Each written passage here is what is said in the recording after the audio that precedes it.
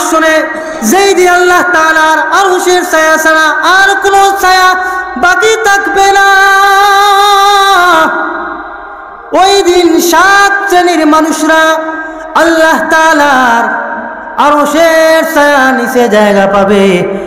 1 number হচ্ছে ইমামুন আদিলুন, ন্যায়পরায়ণ শাসকরা, ন্যায়পরায়ণ বিচারকরা, নেতারা ময়দানে মাহশরে প্রথম কাতারে আল্লাহ তাআলার আরশের ছায়া নিচে জায়গা পাবে। সুবহানাল্লাহ।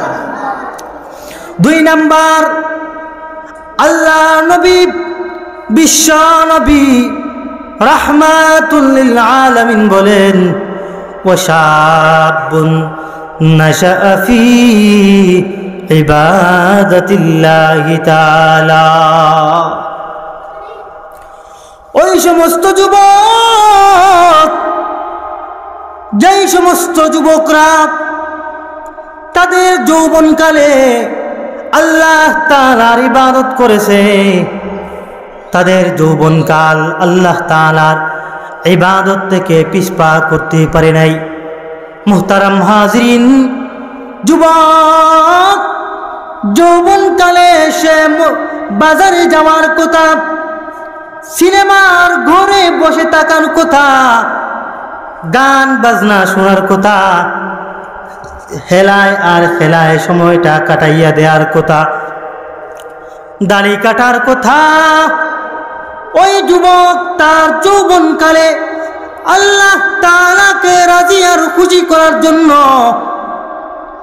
দাড়ি রাখছে বড় লম্বা করে, 5 ওয়াক্ত মসজিদের মধ্যে জামাতের সহিত নামাজ আদায় করে, মিথ্যা কথা বলে না, গীবত করে না, গান শুনে না, চুগলখড়ি করে না, মুরব্বীদেরকে সম্মান শ্রদ্ধা করে, ছোটদেরকে স্নেহ করে, যুবকটা আলেম উলামাদেরকে মহব্বত করে, উলামায়ে কেরামদের কথা মতো তার জীবনটা পরিচালনা করে। আল্লাহর নবী বিশ্ব নবী বলেন, ওয়াশাবুন নাশাআ ফি ইবাদাতিল্লাহি তাআলা। যে সমস্ত যুবকরা তাদের যৌবনকাল আল্লাহ তাআলার ইবাদতের মধ্যে ব্যয় করেছে, ওই সমস্ত যুবক ময়দানে মাহশরে আল্লাহ তাআলার আরশের 2 নম্বর কাতারে জায়গা পাবে। চিল্লায়া বলেন সুবহানাল্লাহ, আরেকটু জোরে বলেন সুবহানাল্লাহ। এই জন্য যুবক আমি তোমাদেরকে বলি, রাস্তাঘাটে আর সময় ব্যয় করো না, বাজারে আর হাটে তোমরা সময় ব্যয় করবা না। আরে যুবক, তুমি আর হেলায় আর খেলায় সময় ব্যয় করবা না। মায়া নবী তোমাকে কি সুন্দর সুসংবাদ দিছেন, এই সুন্দর সুসংবাদখানা তোমাকে শুনাইয়া দিলাম। আল্লাহর নবী বলেন, ওয়াশাবুন নাশাআ ফি ইবাদাতিল্লাহি তাআলা। আমার যে যুবক তার যৌবনকালটা আল্লাহ তাআলার ইবাদতের মধ্যে কাটাইয়া দিয়েছে, রব্বে কারীমের ফরমান মতো চলছে, কোরআন হাদিসের আলো মতো জীবন যাপন করছে, ওই সমস্ত যুবকরা ময়দানে মাহশরে আল্লাহ তাআলা আরশের ছায়া নিচে জায়গা পাবে। বলেন সুবহানাল্লাহ, সুবহান। তাহলে ময়দানে মাহশরে যেই দিন আল্লাহ তাআলার আরশের ছায়া ছাড়া আর কোনো ছায়া বাকি থাকবে না, প্রচন্ড পিপাসায় মানুষের জিহ্বা অর্ধ হাত বের হয়ে আসবে, প্রচন্ড গরমের কারণে মানুষের মগজ টকবক টকবক করে উতলিয়ে নাক কান বেবে মুখ বেবে পড়তে থাকবে। ওই দিন মায়া নবী বলেন, আল্লাহ তাআলা আরশের ছায়া নিচে 7 শ্রেণীর মানুষরা জায়গা পাবে। তার মধ্যে থেকে 2 শ্রেণী আপনাদের সামনে বললাম। প্রথম শ্রেণী হচ্ছে ইমামুন আদিলুন, অর্থাৎ ন্যায়পরায়ণ শাসক, যারা নাকি জমিনের মধ্যে ইনসাফ ভিত্তিক বিচার ব্যবস্থা কায়েম করেছেন, ইনসাফ ভিত্তিক বন্টন করছেন। ডাউল খান নাই, চাউল খান নাই, রাস্তাঘাট কালবাদ বাথরুম ইত্যাদি খান নাই, ইনসাফ ভিত্তিক বন্টন করেছেন গরিবের মধ্যখানে, বিচারটা করেছেন ইনসাফ ভিত্তিক। ওই সমস্ত ইমামুন আদিলুন ন্যায়পরায়ণ শাসকরা আল্লাহ তাআলার আরশের ময়দানে, হাসরের ময়দানে আরশের ছায়া নিচে ওই সমস্ত নেতা এবং লিডাররা জায়গা পাবেন। 2 নম্বর হচ্ছে আমার ওই সমস্ত যুবক যারা নাকি তাদের যৌবনকালটা আল্লাহ তাআলার ইবাদতের মধ্যে কাটিয়ে দিয়েছে। সুবহানাল্লাহ। তাদের জন্য রব্বে কারিমের আরশের ছায়া 2 নম্বর আসন বরাদ্দ থাকবে ময়দানে মাহশরে। আল্লাহ তাআলার আরশের নিচে ছায়া নিচে ওই সমস্ত যুবকরা বসা থাকবে। চিল্লাইয়া বলেন সুবহানাল্লাহ। 3 নম্বর, আল্লাহ তাআলার আরশের ছায়া নিচে ময়দানে মাহশরে যারা জায়গা পাবে, 3 নম্বর যেই কাতার আল্লাহ নবী বিশ্ব নবী রাহমাতুল্লিল আলামিন বলেন, ওয়ারজুলুন কলবুহু মুআল্লাকুন বিল মাসাজিদ, ওয়ারজুলুন কলবুহু মুআল্লাকুন বিল মাসাজিদ, যাদের অন্তরটা সব সময়, প্রতিটা মুহূর্ত, প্রতিটা সময়ে, প্রতিটা সেকেন্ডে আল্লাহর ঘর, পবিত্র ঘর মসজিদ করিয়া শুনাইবেন। বলেন সুবহানাল্লাহ। সব শেষে আমি সংক্ষেপে বলতেছি, আল্লাহ তাআলা জান্নাতীদেরকে লক্ষ্য করে বলবেন, ওরে জান্নাতি, তোমরা কি আর কোনো কিছু পাওয়ার বাকি আছে? জান্নাতীরা বলবে, ওয়াকালু আলহামদুলিল্লাহিল্লাযী সাদাকানা ওয়াদাহু ওয়া আওরাসানাল আরদা নাতাবাওয়াউ মিনাল জান্নাতি হাইসু নাশা। ও মালিক, আপনি যা ওয়াদা করেছেন সব আমরা পেয়েছি, সব কিছু আমরা পেয়েছি। হুরু গিলমান, বিল্ডিং বালাখানা, যা কিছু বলছেন সব আমরা পাইছি। আল্লাহ বলেন, আর কোনো কিছু তোমরা চাও কিনা? এইবার জান্নাতীরা বলবে, আল্লাহ তাআলা এত কিছু দেওয়ার পরও উনি জিজ্ঞাসা করতেছেন আর কোনো কিছু চাও কিনা, মনে হয় এখনো কিছু বাকি আছে। এইবার জান্নাতীরা ওলামায়ে কেরামদের দিকে তাকাবেন, দেখি ওরা কোরআন হাদিস পড়ছে এই দুনিয়াতে, ওরা হয়তো জানতে পারে, ওদের হয়তো জানা থাকতে পারে আর কোনো কিছু বাকি আছে কিনা। ওই দিন ওলামায়ে কেরাম अल्लाह ताला के बोलबेन जन्नतो दोज़ख से यारो वो क्या करो, जन्नतो दोज़ख से यारो वो क्या करो, आरज़ू है मैंने तुझे देखा करो, आरज़ू है मैंने तुझे देखा करो। माया नबी बोलेन इन्नकुम सतरौना रब्बकुम आयानान कमा तरौनाल कमरा लाइलाताल बद्री। अल्लाह रसूल बोलेन জান্নাতের মধ্যে জান্নাতীরা পূর্ণিমার চাঁদ দেখতে যেমন কোনো অসুবিধা হয় না, জান্নাতীরা জান্নাতে আল্লাহ তাআলাকে সরাসরি দেখবেন, কোনো অসুবিধা হবে না। চিল্লে বলেন সুবহানাল্লাহ। জান্নাতে হুজুরদের প্রয়োজন। সুতরাং উলামায়ে কেরামদের ভুল ধরা যাবে না। উলামায়ে কেরামের ভুল উলামায়ে কেরাম ধরবেন। আমাদের আরেকটি বড় খারাপ অবস্থা আমাদের সিলেটের, সেটি হচ্ছে আমরা গ্রামের উলামায়ে কেরামদেরকে দাম দেই না, সম্মান দেই না। অথচ আমি আজকে আসি, একটু পরে থাকবো না। হুজুর যতদিন রিজেক্ট আছেন, হুজুর খুশ হলে হয়েছেন আর রাগ করলে করছেন, যতদিন হুজুরেরও রিজেক্ট আছে হুজুরে এখানে ততদিন থাকবেন। এরপরে হুজুর আপনারা মারা গেলে খবর সংবাদ জানাইলে হয়তো আসতে পারেন, নাও আসতে পারেন, কিন্তু অত্র এলাকার উলামায়ে কেরাম আপনাদেরকে জানাজা দিবে, কাফন দাফন করবে।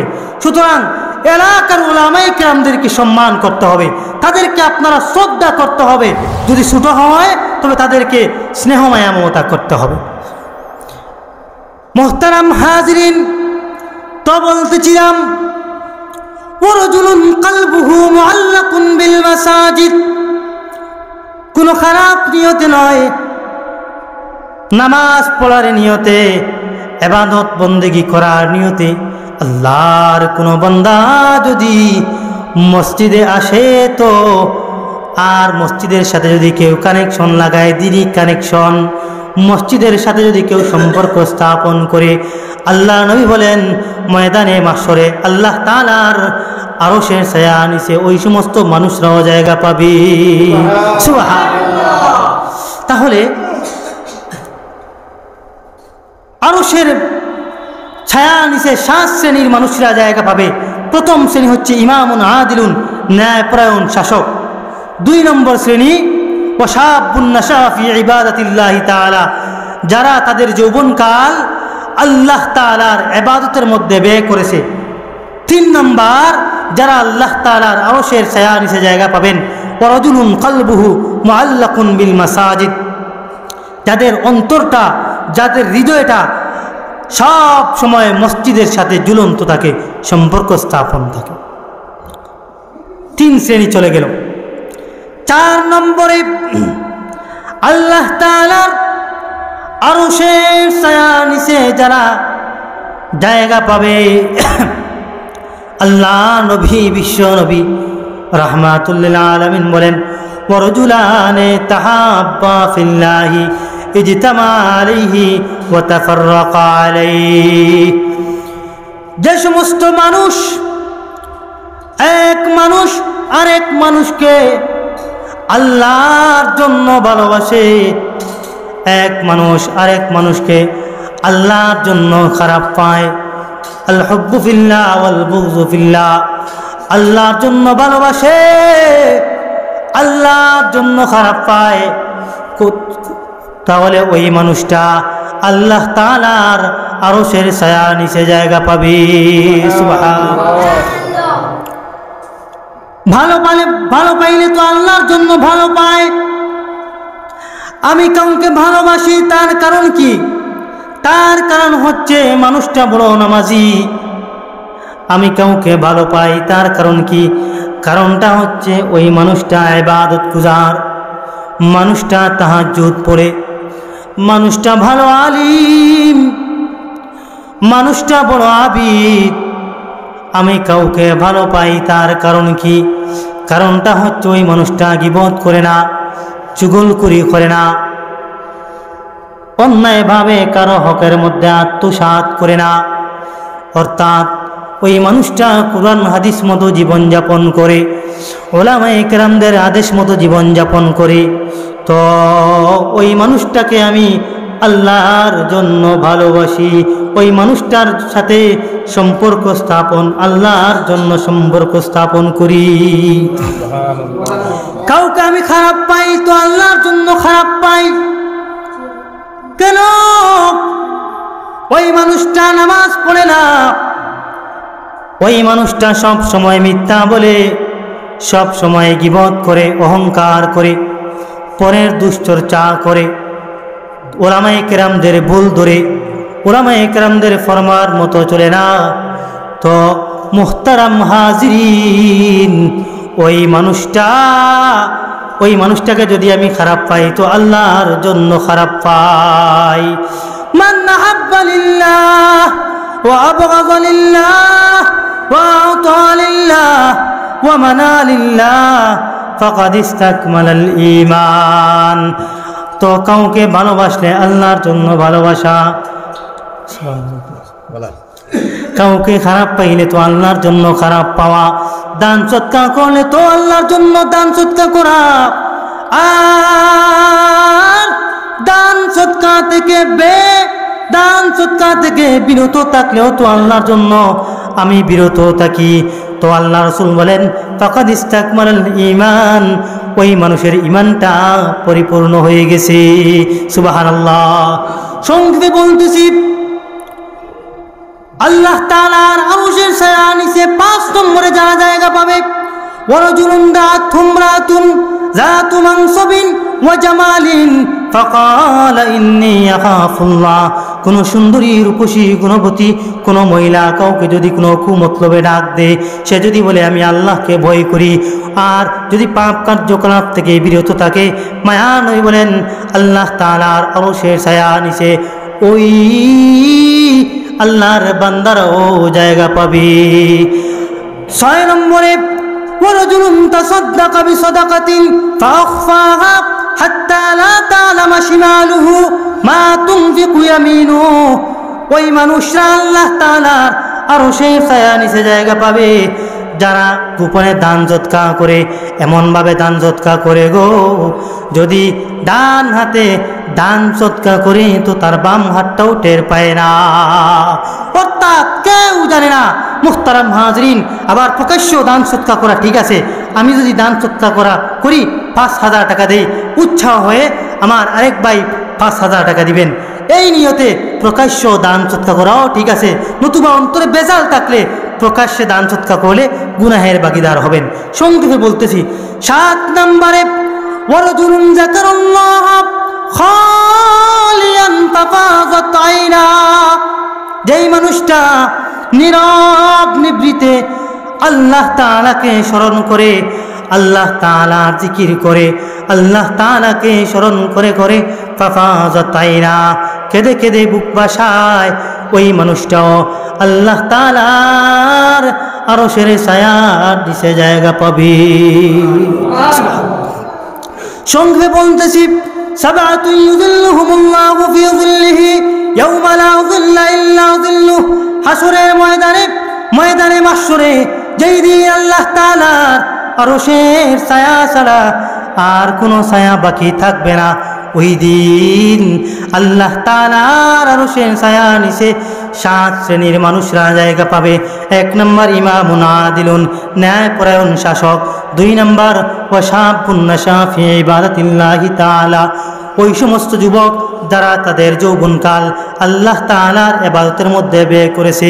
3 নম্বর ওয়ারাজুলুন কলবুহু মুআল্লাকুন বিল মাসাজিদ, যাদের অন্তরটা মসজিদের সাথে ঝুলন্ত থাকে।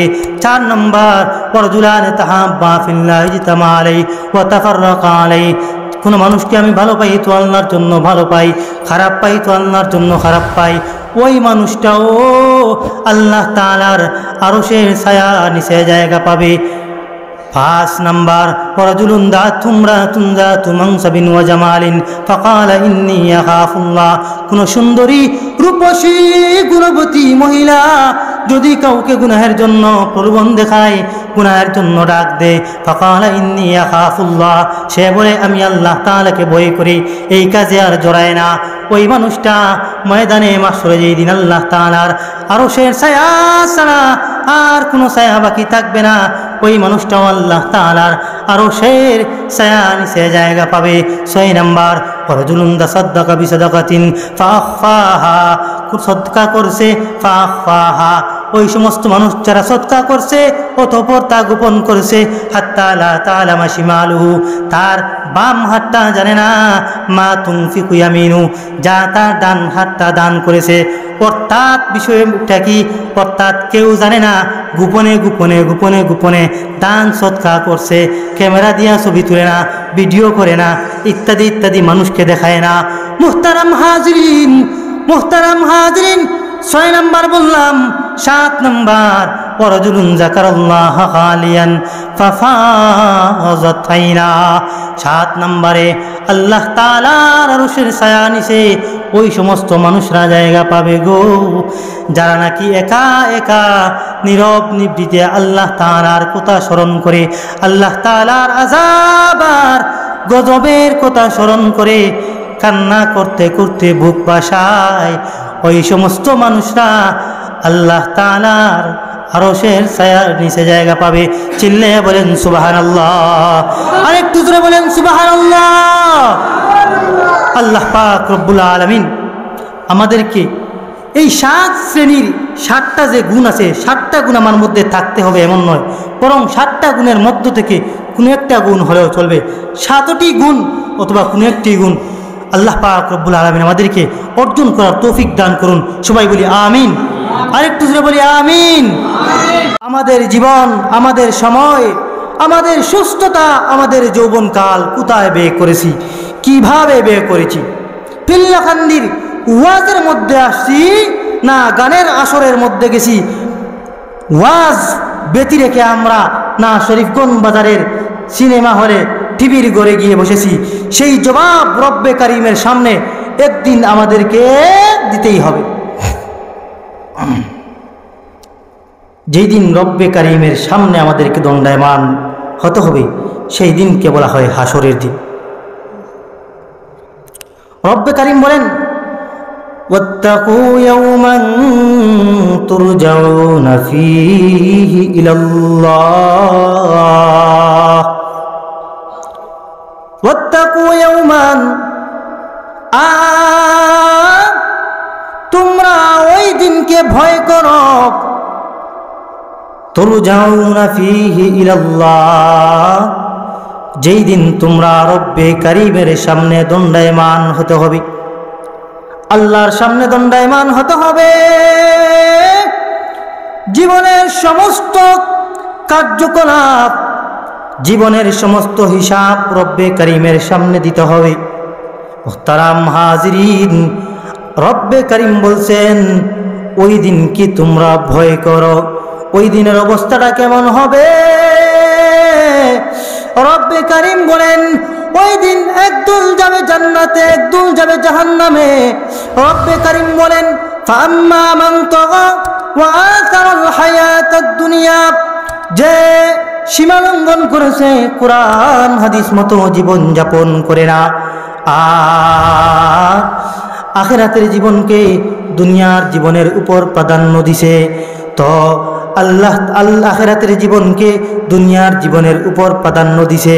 রব্বে কারিম বলছেন যেই মানুষ সীমালঙ্ঘন করেছে, অবাধ্যতা করেছে, রব্বে কারিমের যে আদেশ নিষেধ মানে নাই, আর আখিরাতের জীবনকে প্রাধান্য দেয় নাই, সে দুনিয়ার জীবনকে প্রাধান্য দিয়েছে। রব্বে কারিম বলেন ফাইন্নাল জাহিমা হিয়াল মাওয়া, ওই মানুষের ঠিকানাই হবে ওই দিন জাহান্নাম। রব্বে কারিম বলছেন ওয়া আম্মা মান খাফা মাকামা রাব্বিহি, ওয়া আম্মা মান খাফা মাকামা রাব্বিহি ওয়া নাহান নাফসা আনিল হাওয়া, ওয়া আম্মা মান খাফা মাকামা রাব্বিহি, রব্বে কারিমের সামনে দণ্ডায়মান হওয়াকে যে ভয় করে, ওয়া নাহান নাফসা আনিল হাওয়া, মন চাহে জীবন যাপন করে না, তো রব্বে কারিম বলেন ওই দুই গুণওয়ালা মানুষের ঠিকানাই হবে ফাইনাল জান্নাতা হিয়াল মাওয়া, ওই দুই গুণওয়ালা মানুষের ঠিকানাই হবে জান্নাত। তো কোন মানুষ যাবে জান্নাতে, কোন মানুষ যাবে জাহান্নামে। জান্নাত জাহান্নামে যাওয়ার আগে হাসরের ময়দান। মুহতারাম হাজিরিন, হাসরের ময়দান বড় ভয়াবহ, হাসরের ময়দান বড় কঠিন, হাসরের ময়দান বড় কঠিন, বড় ভয়াবহ। হাসরের ময়দান কেমন কঠিন হবে, হাসরের ময়দান কেমন ভয়াবহ হবে। মুহতারাম হাজিরিন, আজকে আমাদের মাথার উপরে যেই সূর্যটা আছে, ওই সূর্যটা লক্ষ কোটি গুণ, মাইল মাইল গুণ উপরে। ওই দিন হাসরের ময়দানে সূর্যটা চলে আসবে আমাদের মাথার অর্ধ হাত উপরে। সূর্যের এখন মুখটা হলো উপরের দিকে দেয়া, হাসরের ময়দানে সূর্যের মুখটা থাকবে নিচ দিকে করা। মুহতারাম মুহাজিরিন, ওই দিন সূর্যের বড় তাপ হবে। কেমন তাপ হবে গো? সূর্যের তাপের কারণে জমিনটা তামার ন্যায় হয়ে যাবে, তামার ন্যায় হয়ে যাবে। উপরের দিকে সূর্যের আলো, উপরের দিকে সূর্যের তাপ, নিচের দিকে জমিন তামার ন্যায় গরম। উপরে গরম, নিচে গরম, মানুষরা হাহুতাশ করবে হাসরের ময়দানে। মানুষের এত গরম লাগবে গো, মানুষের এত গরম লাগবে। কেমন গরম লাগবে? এই তাপের কারণে মানুষের মগজটা ভাত তরকারির মতো কি হবে, উতলাতে থাকবে, টকবক করে উতলাতে থাকবে। মগজটার মাথায় থাকবে না, মগজ নাক কান বেবে পড়তে থাকবে। এত প্রচন্ড পিপাসা, এত প্রচন্ড পিপাসা। মুহতারাম হাজিরিন, মানুষের এমন প্রচন্ড পিপাসা লাগবে, মানুষরা পিপাসা সহ্য করতে না পাইরা মানুষের জিহ্বাটা অর্ধ হাত বাইর হয়ে আসবে।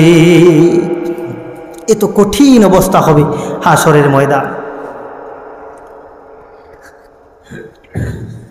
আল্লাহর বান্দারা ময়দানে মাহশরে চতুর্দিকে ঘোরাঘুরি করতে থাকবে, ময়দানে মাশরে চতুর্দিকে ঘোরাঘুরি করতে থাকবে, ছুটাছুটি করতে থাকবে।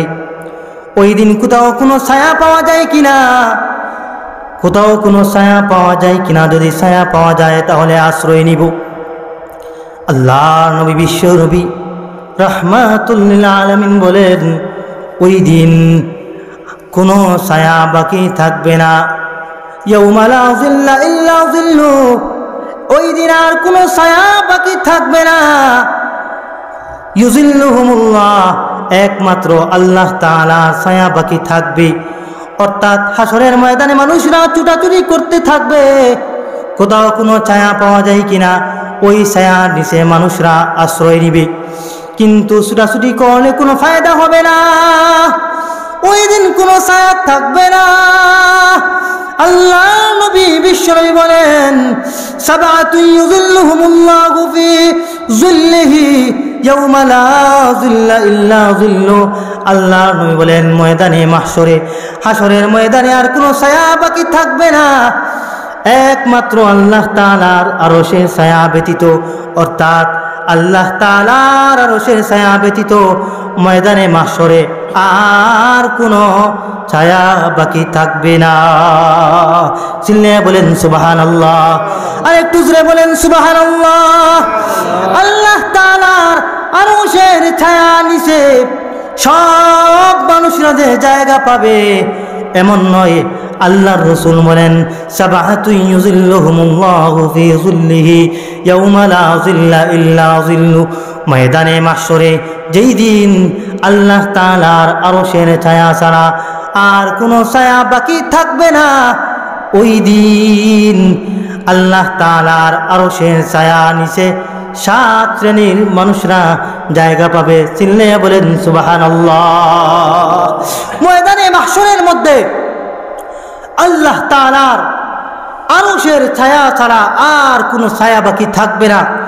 মানুষরা চতুর্দিকে ছুটাছুটি করতে থাকবে, দৌড়াদৌড়ি করতে থাকবে, কোথাও কোনো ছায়া পাওয়া যায় কিনা, কোনো ছায়া বাকি থাকবে না আল্লাহ তাআলার আরশের ছায়া ব্যতীত। তাও আল্লাহ তাআলার আরশের ছায়া নিচে যে সব শ্রেণীর মানুষরা, সব মানুষরা যে জায়গা পাবে, বিষয়টা এমন নয়। আল্লাহ নবী বিশ্বনবী বলেন, সাবাতু ইউযিল্লুহুমুল্লাহু ফি যিল্লিহি, 7 শ্রেণীর মানুষরা আল্লাহ তাআলার ওই দিন আরশের ছায়ার নিচে জায়গা পাবে। বলেন সুবহানাল্লাহ। মুহতারাম হাজিরিন, হাদিসটার অনেক ব্যাখ্যা বলতে গেলে অনেক সময়ের প্রয়োজন। 7 শ্রেণীর আলোচনা আপনাদের সামনে আমি অতি সংক্ষেপে করব এবং প্রত্যেকটা শ্রেণী সম্পর্কে 2-1টি কথা আপনাদের সামনে উপস্থাপন করব ইনশাআল্লাহ। 1 নাম্বার, আল্লাহ তাআলার আরশের ছায়ার নিচে যারা প্রথম কাতারে যারা জায়গা পাবেন, বিশ্বনবী বলেন, ইমামুন আদিলুন। ইমামুন আদিলুন, ন্যায় পরায়ণ শাসক, ন্যায় পরায়ণ বিচারক, জমিনের মধ্যে যারা প্রতিনিধিত্ব করে, রাষ্ট্র ব্যবস্থার মধ্যে যারা রাষ্ট্র ব্যবস্থার নিয়ম শৃঙ্খলা করেন, রব্বে কারিম আল্লাহ পাক রব্বুল আলামিন ওই সমস্ত প্রতিনিধিত্ব করনেওয়ালা যারা নাকি ইনসাফ ভিত্তিক প্রতিনিধিত্ব করেন, তাদেরকে রব্বে কারিম কি করবেন? ময়দানে মাহশরে, হাসরের ময়দানে উনি উনার আরশের ছায়ার নিচে জায়গা দান করবেন। সুবহানাল্লাহ। কিভাবে? আল্লাহ তাআলার আরশের ছায়ার নিচে জায়গা পাইতে হলে আমাদেরকে ইনসাফ ভিত্তিক রাষ্ট্র পরিচালনা করতে হবে। ইনসাফ ভিত্তিক রাষ্ট্র পরিচালনা কিভাবে করা? যদি ইনসাফ ভিত্তিক রাষ্ট্র পরিচালনা করার ইচ্ছা থাকে, তবে কুরআন হাদিস মতো রাষ্ট্র পরিচালনা করতে হবে। মুহতারাম হাজিরিন, আমাদের দেশের মধ্যে আওয়ামী লীগ হোক, বিএনপি হোক, জাতীয় পার্টি হোক, যে দলই হোক না কেন, দেখবেন কোন দলের মধ্যে ইনসাফ ভিত্তিক বিচার ব্যবস্থা পাওয়া যায় না। যে দল ক্ষমতায় যায় সে দলের পক্ষটা নেই, যে দলই হোক। মোহতারাম হাজরিন, সুতরাং ইনসাফ ভিত্তিক রাষ্ট্র ব্যবস্থা কায়েম করতে হবে। যারা জমিনের মধ্যে ইনসাফ ভিত্তিক রাষ্ট্র ব্যবস্থা কায়েম করবেন, ওই সমস্ত লিডারদের জন্য রব্বে কারিমের ময়দানে মাহশরে আপনার আরশের ছায়া নিচে প্রথম কাতারে তাদের জন্য জায়গা হবে। সুবহানাল্লাহ। তাদের জন্য সুখবর আছে। এমন নয় যারা অপরাধ করে বুক ফুলিয়ে তারা দেখবেন রাস্তাঘাটে বেড়ায় আর নিরপরাধ মানুষরা জেলখানায় বন্দী থাকে। এটা রাষ্ট্রের বিচার ব্যবস্থা ন্যায় ইনসাফ নয়। এটা হলো ইমামুল আদিলুনের একটি ব্যাখ্যা। আরেকটি ব্যাখ্যা হচ্ছে ইমাম শব্দ এখানের মধ্যে ব্যাপক। প্রত্যেক নিচের মানুষের জন্য উপরের মানুষ হচ্ছে ইমাম। ইমাম অর্থ হচ্ছে নেতা। তার মানে হচ্ছে একটা দেশের প্রধানমন্ত্রী একটা দেশের জন্য ইমাম, একটা আসনের জন্য এমপি তিনি আসনের ইমাম, এলাকার মুরব্বী এলাকার ইমাম, মসজিদের ইমাম এলাকার মুরব্বী, বাড়িঘরের মধ্যে যিনি বাবা আছেন উনি ছেলে মেয়ে এবং বিবি বাচ্চার ইমাম, বড় ভাই থাকলে ছোট ভাই, ছোট ভাইয়ের ইমাম হচ্ছে বড় ভাই। ইমামুন আদিলুন। মুহতারাম হাজরিন, এজন্য প্রত্যেকেই ময়দানে মাহশরের মধ্যে নিজের অধীনস্থ সম্পর্কে জিজ্ঞাসিত করা হবে। এজন্য আমরা প্রত্যেকেই রাখালি করব নিজ অধীনস্থদের। আমি যদি পরিবারের গার্জেন হই তো পরিবারের দায়িত্ব আমি আদায় করব। আমার কোন ছেলে নামাজ পড়তেছে, আমার কোন মেয়ে নামাজ পড়তেছে, আমার কোন ছেলে নামাজ পড়তেছে না, আমার কোন মেয়ে নামাজ পড়তেছে না, আমার বিবি নামাজ পড়তেছেন কিনা, সবগুলো আমি খেয়াল রাখবো। মুহতারাম হাজরিন, এবং ছেলে মেয়ের মধ্যখানে আমি ইনসাফ ন্যায় আপনার ইনসাফ ভিত্তিক আমি বিচার কার্যক্রম করব। আমি যদি তাদের অংশ ভাগ বন্টন করি সেখানেও আমি ন্যায় ইনসাফ করব। মুরব্বী হলে এলাকায় ন্যায় ইনসাফ করব। তো ন্যায় ইনসাফ করতে পারলে ইমাম না দিনের মধ্যে আপনিও গণ্য হবেন। ময়দানে মাহশরে আল্লাহ তাআলার আরশের ছায়া নিচে আপনাদেরও জায়গা হবে। চিল্লে বলেন সুবহানাল্লাহ। তো ময়দানে মাহশরে যেই দিন আল্লাহ